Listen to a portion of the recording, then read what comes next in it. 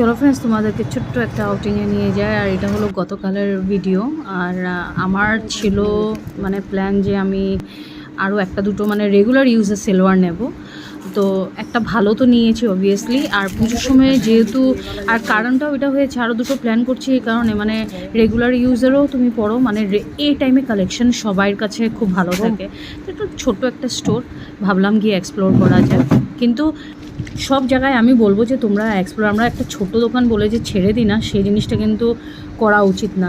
মানে এটা আমার উপরেও বেশিরভাগ লাগু হয়, মানে ছোট দোকান বলে না, আর যে দোকানকে চিনি সেই জায়গায় যাব।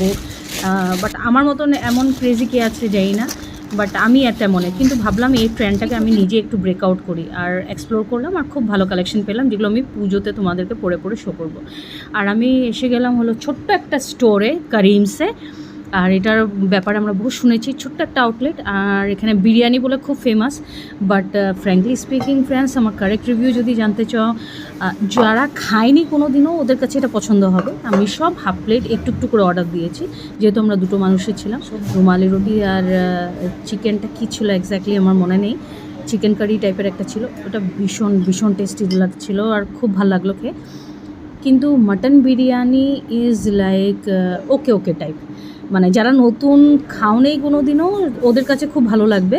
বাট আমার প্রচুর জায়গায় এক্সপ্লোর করা আছে, তো আমার কাছে সোসো লাগলো, এমন কোনো কিছু না।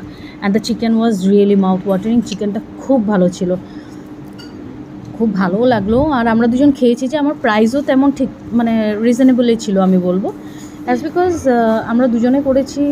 অলরেডি তোমার হয়েছে 700-এর মতন বিল, মানে 700 থেকেও কম বলতে গেলে।